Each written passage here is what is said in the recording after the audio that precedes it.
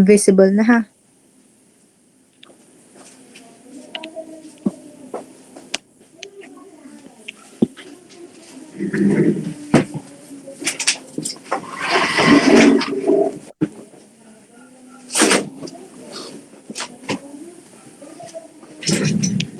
Visible na, class?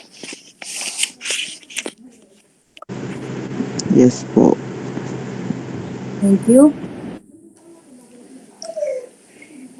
Sige. So, tatapusin lang naman natin tong PPT na to ngayon. And then, stop muna. Dahil alam kong sobra-sobra na itong week na to. Ano po? So, we left off dito. Dito tayo. Ito yung naiwan natin. Ano po? So, sabi dito, the roof truss and the figure is supported by roller A and B. So, may A and B tayo na nakasupport. Find the values of the reactions. So, yung reaction sa A. Kung meron kang kinikerry, kung ito ay daladala mo, yung truss, kung daladala mo yan, at pababa ang mga force ng mga yan, malamang pataas ang force mo na lumalaban. Naunawaan? Kung pababa ang lahat ng force na yan, so mabigat, yung roller at hinge, pataas ang ine-exert na force naman. Nakuha? Okay. Sige. Next. So, dito, kanina may 10, may 20, 20, 20, 10. So, sila is pinag-add-add and siya is naging 80 kilonewtons. Dito siya lumabas sa gitna. Kitang-kita niyo naman, itong violet, dito siya lumabas.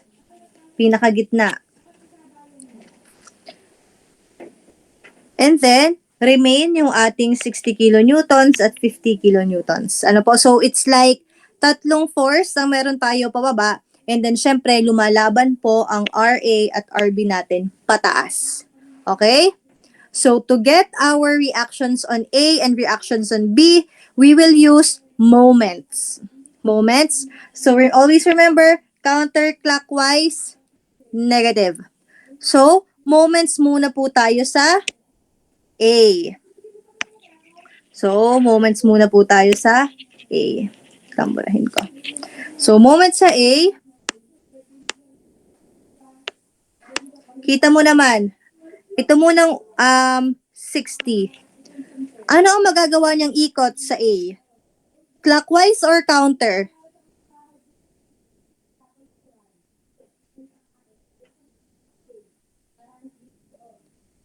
Ano pong magagawang ikot ng 60 Newton pag tama niya? Anong ikot? Clockwise or counterclockwise? Clockwise. Clockwise. Okay, tama po. Kaya positive 60. Gaano siya kalayo? 5 meters. Next, 80 kilonewtons. Clockwise po ulit, diga? Lumayo lamang. So, positive ulit, 7.5 ang layo. Next, we have 50 kilonewtons. Pa-clockwise, positive po ulit. Gaano kalayo? 2.5 plus 2.5 plus 5, 10 ang layo. Yung RB, kung tatama ang RB, papaano ang magagawa niya? Counterclockwise, pabaling na sa kabila. Kaya po, negative. RB, kasi hindi naman natin alam kung ano pa ang value niya. And then, gaano siya kalayo? 15 is equal to 0. So, i-perform nyo lang ang operation, pagbalik-balik na rin lang natin, you should be able to get 93.33 kilonewtons.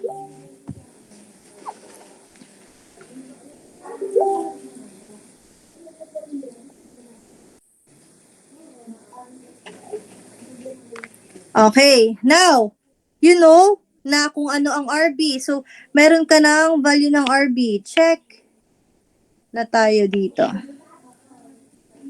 Ngayon naman, summation of moments sa B. Para naman, makuha naman natin yung RA.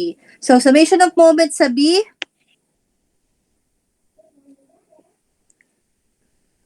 ang RA, ano magagawa niyang ikot? clockwise po. Mapapaikot niya ito clockwise. So, positive. Ang layo niya, 15 meters. Ito, 60. Pag dito mo siya pinaano, ang magagawa niyang ikot, papaganon. Counterclockwise. So, negative. Ang layo niya ay 10. Itong 80 kilonewton, counterclockwise ulit. Ang layo 7.5. Ang 50 kilonewton, counterclockwise po ulit. Pabaliktad ang kanilang magagawa. Ano po? Ang magagawa pong ikot ng tatlong ito ay counterclockwise, kaya negative. Okay? Equals to 0. So, you should get 96.67 kilonewtons. Madali po ito.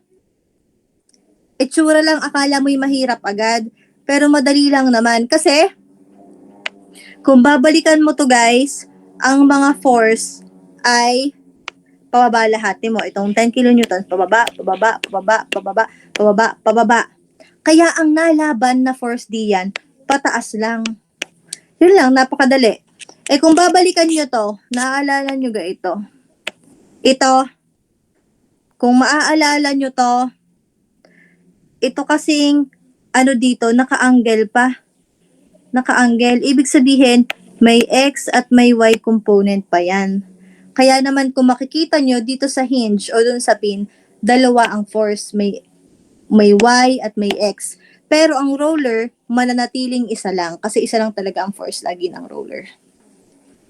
Tapos, patagilid ito, kaya naging dalawa talaga yung force ng ating pin. E pagdating dito, ma'am, ba't iisa lang? Kasi po, makikita nyo yung mga force, lahat tuwid lang. Lahat nasa Y lang. Ibig sabihin, walang X. Eh, ang roller naman, sadyang Y lang, isa lang. Ang pin dapat dalawa, diga? May Y at saka may X. Kaso, kita nyo naman ng mga force na nandidiyan, puro Y lang. So, walang count ang X. Okay? So, iyan po. Next problem. Sabi dito, the cantilever beam shown in the figure is built into a wall 2 feet thick. So, ito po yung wall. Diba? Kita nyo naman yung wall. 2 feet daw ang lapad niyan. So, yan po ang lapad.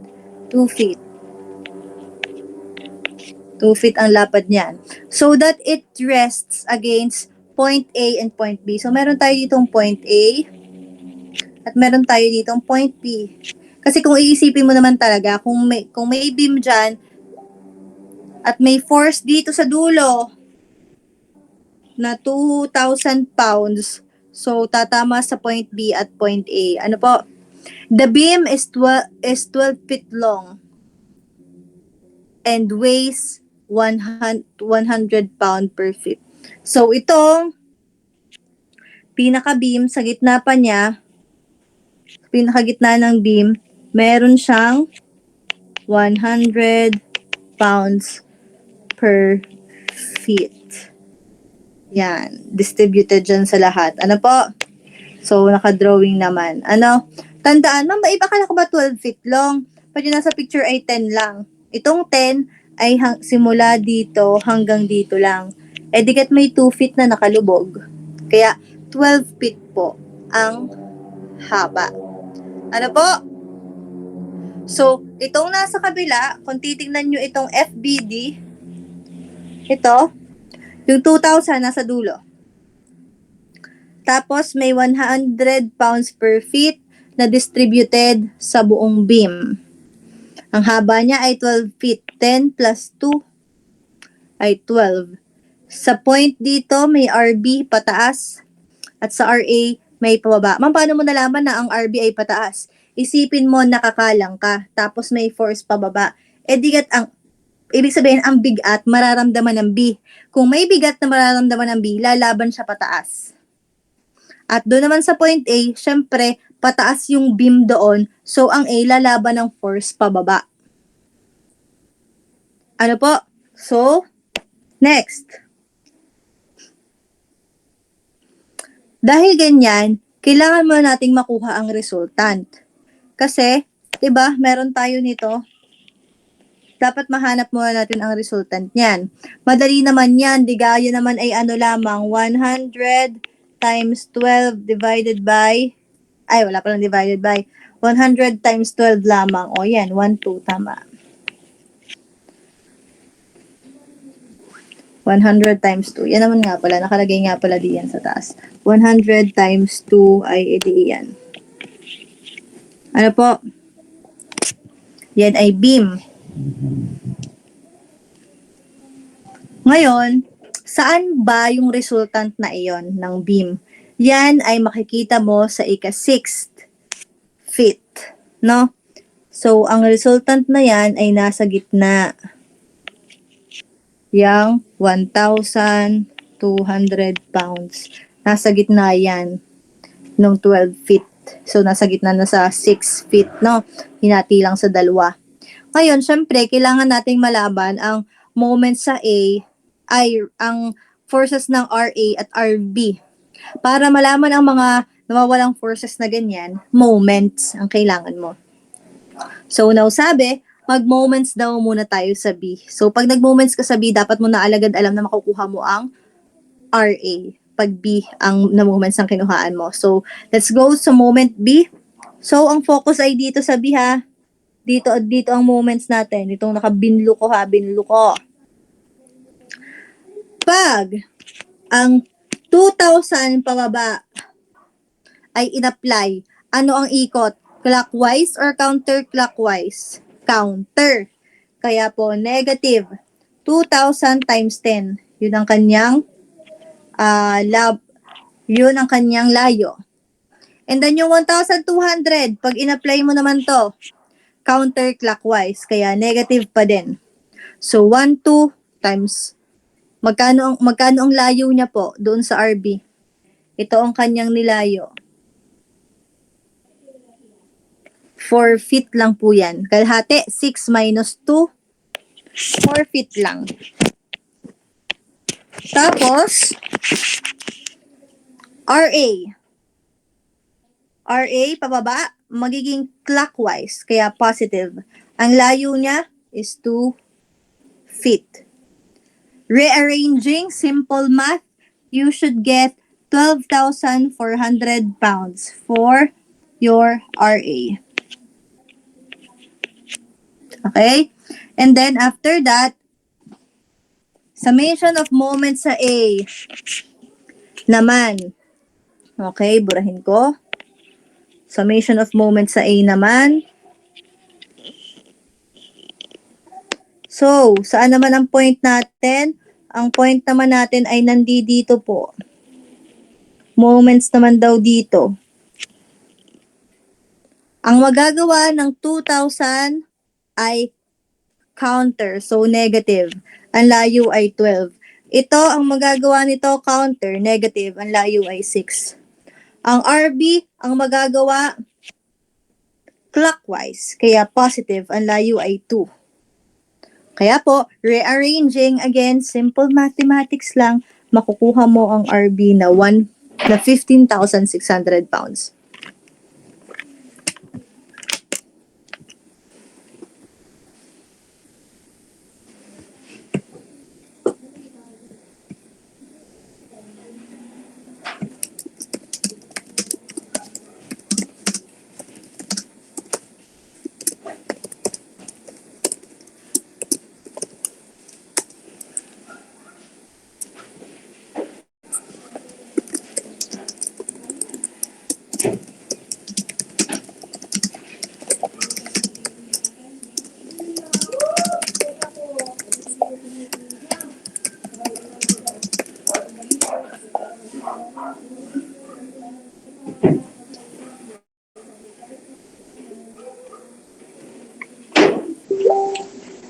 Okay na?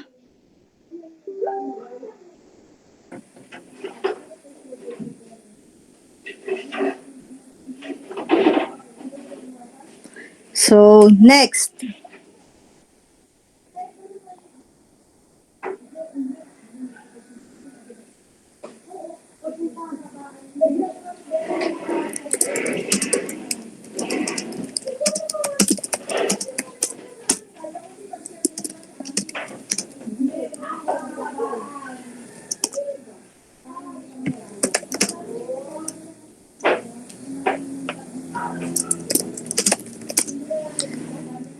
Next problem, sabi, a boom AB. Oh, ito po yung AB. Nasaan po yung AB, ma'am? Ito, AB.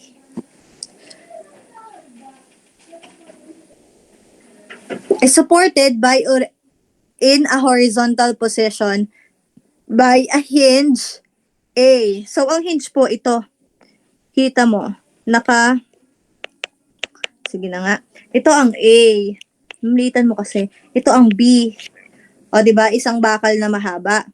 Ang hinge is ito. Ito ang nagpapadikit sa kanya dyan. Nakapin siya dyan. Nakahinge siya dyan. Which runs from by a hinge A and a cable which runs from C over a small pulley. Ito po ang pulley at D as shown in the figure. Compute the tension T. So, hanapin mo daw ang tension na T in the cable and the horizontal and vertical components of the reaction at A. Neglect the size of the pulley at D. 'Di ba sabi ko nga sa inyo, pag pin or naka-hinge, dalawa po talaga ang force dyan. Isang pataas at dyan, syempre, isang papasok, isang X at isang Y. Bakit mo maging X at Y? Kita nyo tong T? Nakatagilid. Kung ang T ay nakatagilid, pag dinawingan mo yun ng Cartesian plane, may theta dito. Ibig sabihin, may component yan na Tx at may component yan ng Ty. Kaya naman dito sa pin, may X and Y tayo. Naintindihan? Ito, kung isusulat mo siya sa FBD, ito yung AV.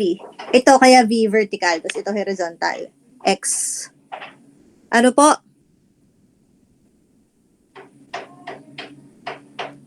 Ang tension na T lumabas dito. Pero pwede mo din siyang makompute as papaganan kasi yan lang naman yun. Nakaganan lang naman yun. So, nakaganto lang din naman. Pwedeng ganyan. Kasi yan naman ay lalabas lang din doon. Ano po? Isa lang yan. Isa lang ang maging value niyan. Kaya dito sa FBD, makikita nyo yung T, nakaganto lang. Pero paano makukuha ang kanyang mga ano? Kita nyo dito? Siya ay may 4. Ang sides dito ay 2 plus 2. So, 4. Ang side dito ay 8. Kaya alam mo na yan. Siya. Ano po?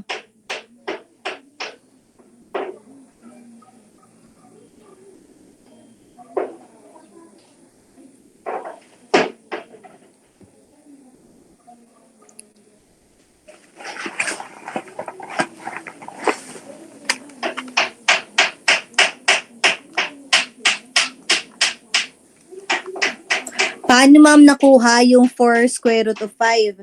Kasi po, given po ang dalawang side. Given po ang dalawang side, kaya po yung isang side, yung hypotenuse, ay makukuha mo sa paraan na 8 squared plus 4 squared square root.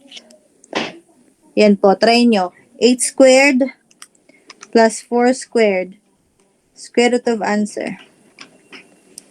Yan. Ang formula na yan ay yung c squared is equals to a squared plus b squared.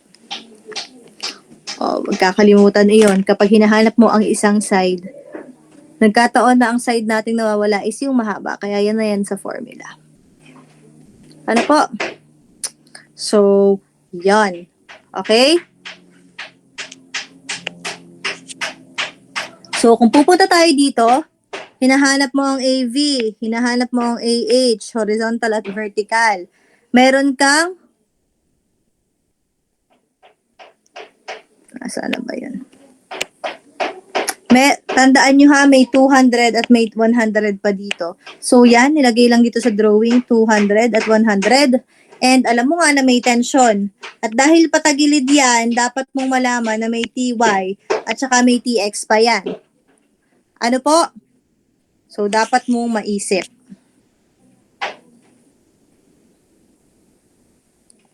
So, dito, may theta. Paano ko malalaman ang theta dito? O, meron ka nito, meron ka nito, meron ka nito. Tangent inverse opposite over adjacent, 8 over 4. So, ang theta mo is 63.43. So, alam mo na ang theta mo doon. So,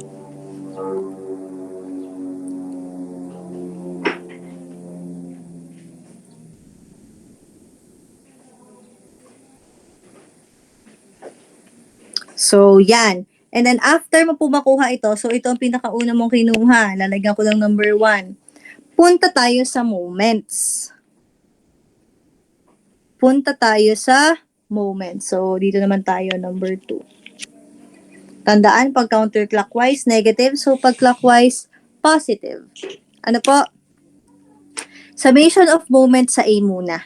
Doon lang naman tayo pwede mag-moments A at B. Diga? Saan lang tayo pwede mag-moments? Sa A at sa B. So, summation of moments sa A muna, 200. So, ano po yun, ma'am? Ito po. Pababa. Magkokos siya ng clockwise. So, positive. 200 times ang distance, which is 2. And then, we have another one. Yung 100 muna ang ating isunod. 100 clockwise ulit. So, positive. 106 ang layo.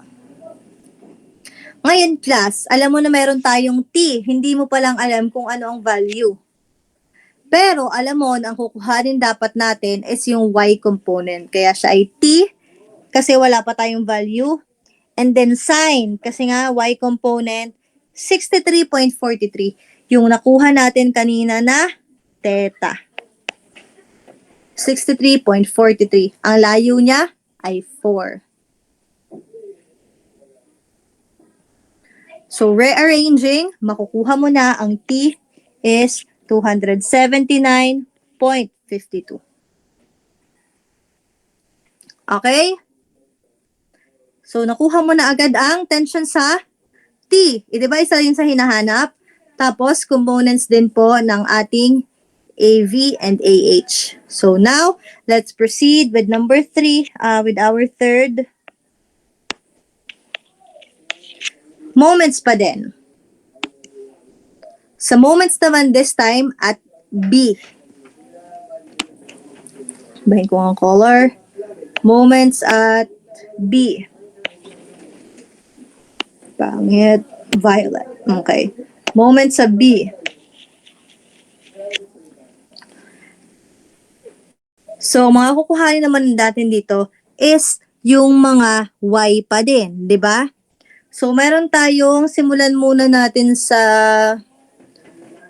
ang 100, kahit hindi nyo na to anuhin, ilagay kasi 0 naman ang distance niya, wala lang din. Tapos, ang 200, 4 ang distance, pababa, counterclockwise, negative, 200, tas 4 ang layo. Naintindihan? Tapos, meron kang AV, Y component, pataas. Ano magagawa niya? Clockwise. Yan yung positive. Ang layo niya ay 6. Lastly, yung tension mo ulit. May tension ka. At syempre, ang kukuhanin mo yung Y component, kaya T sine theta. Alam mo na ang T. Nakuha mo na kanina. Ilagay mo lang doon. Sine theta. Ang theta mo, yung nakuha natin kanina, 63.43. Ang layo niya is 2. Tapos, rearranging, makukuha mo na ang A sub V na 50 pounds. Okay?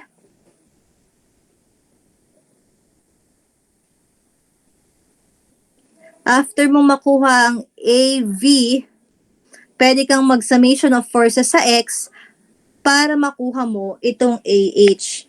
Diba ang AH, pwede mo naman siyang isulat na AX. Kasi X component siya. So, kuhanin mo ang summation of forces sa X para makuha mo siya.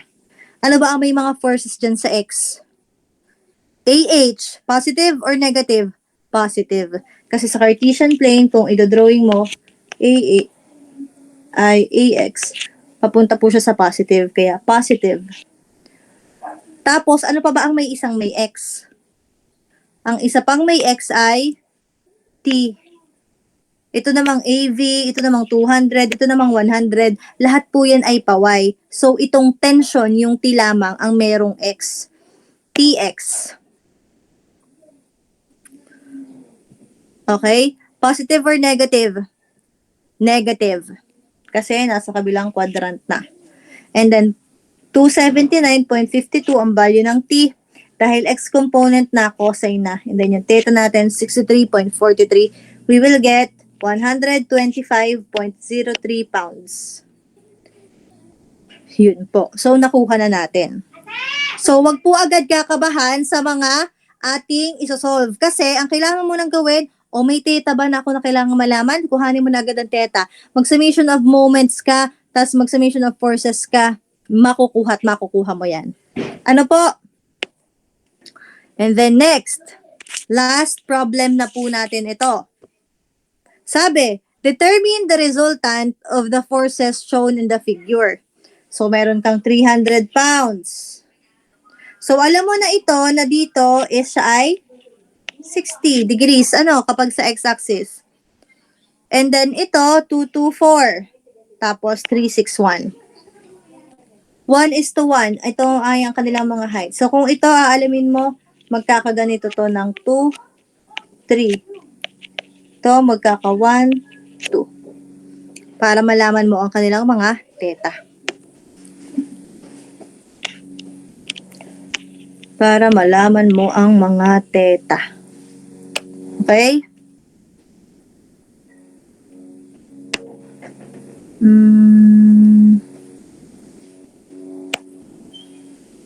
So, yan po. Ay, wait lang.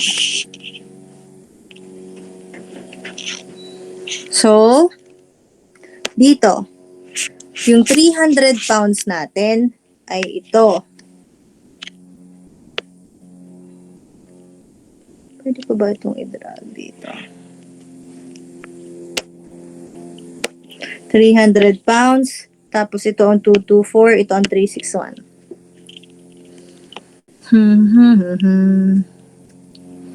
Again, dinrawingan po sila nito. 3, 2, 1, 2. Para makuha po natin ang kanilang mga theta.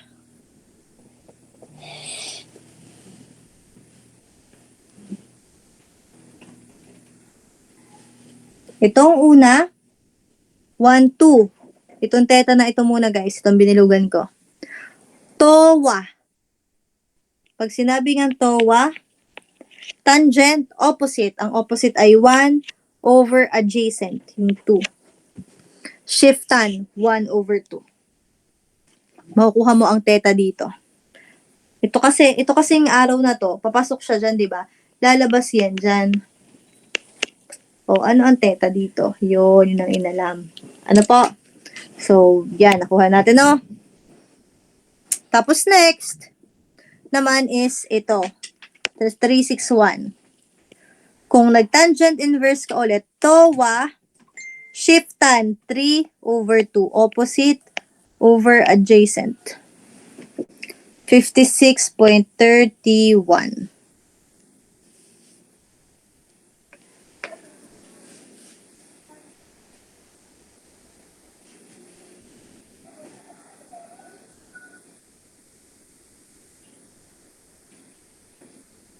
Okay?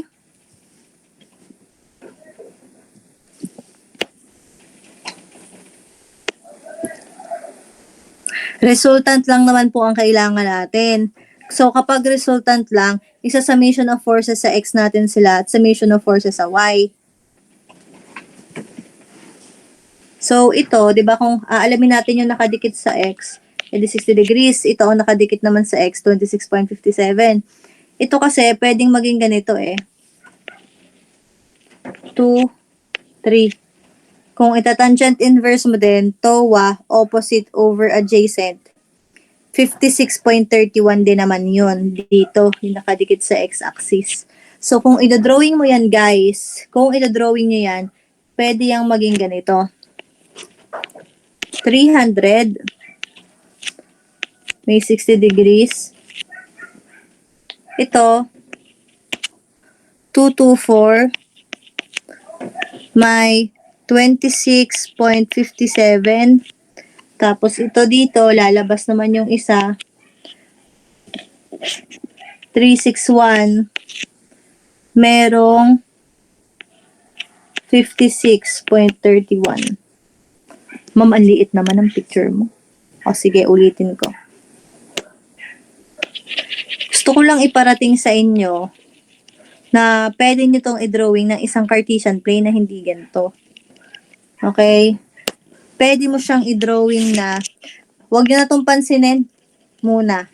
Hindi pa yan. Yan ay sa resultant pa lang. Pwede mo siyang i-drawing yung kagaya ng ginagawa natin na napakasimpleng drawing. Yung mga yan. Pwede mo siyang i-drawing as ganito. Wait lang, dito nga sa taas. Pwede mo siyang i-drawing na ganito. Di may X ka. Dito, yung 300 lalabas, may 60 degrees, tapos 300 pounds. Dito, lalabas, yung 224 pounds.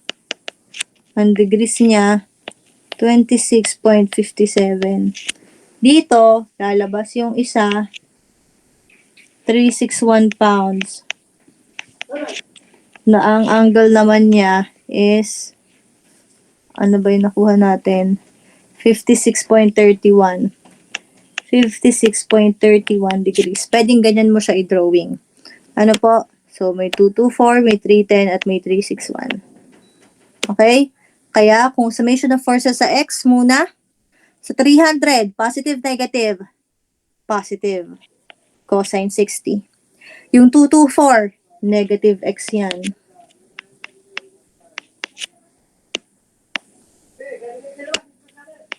So, negative 224 cosine 26.57. Itong 361, positive.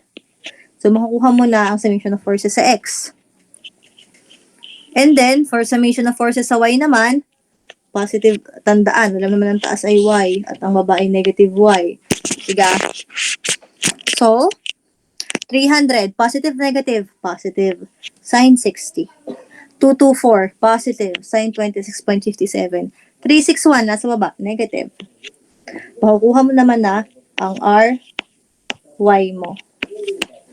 Ano po? And then, square root mo, makukuha mo na po ang resultant. At tinatanong lang naman sa atin yung resultant. Pero syempre, pag may resultant ka, kukuhanin mo na yung degrees. Kasi yun naman ay shift tan y over x lang, di ba? Y over x. Yung nakuha mong values. So, you should get 21.69. Ano po? 21.69. Kung ito-drawing nyo po ang resultant, ito siya. Cartesian plane, ito yung Rx. 149.90. Tapos, ang Y, idudugsong mo pataas, 59.63. Ito po ang resultant. Kaya yung theta na nakuha mo ay ito. 21.69 degrees. Yan po, dinrawing lang yung resultant na Cartesian plane. At hindi na na-drawing ang ito. Pero, dapat alam mo sa sarili mo na ganyan yan.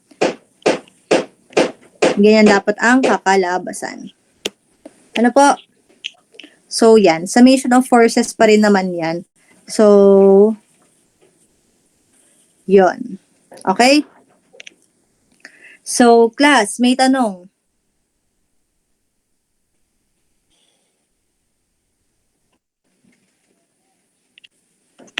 Okay, wala po. Sige. So, yun na lang muna. Please, dinigest nyo ganyan last meeting. Baka naman hindi nyo na dinigest. Ay digestin nyo, ha? So, siguro, next week, so face-to-face natin, discussion na ulit po tayo. Ano? So, yun. Mag-aral. Tapos, syempre, mag-prepare kasi alam ko naman na may exam pa kayo sa Econ next week. Face-to-face po yon, ha? O, Jesusa Angela Francisco has left the meeting. Ay, talagang na-advance na. O, siya, sige guys. Bye-bye! Thank you po, ma'am. Thank you.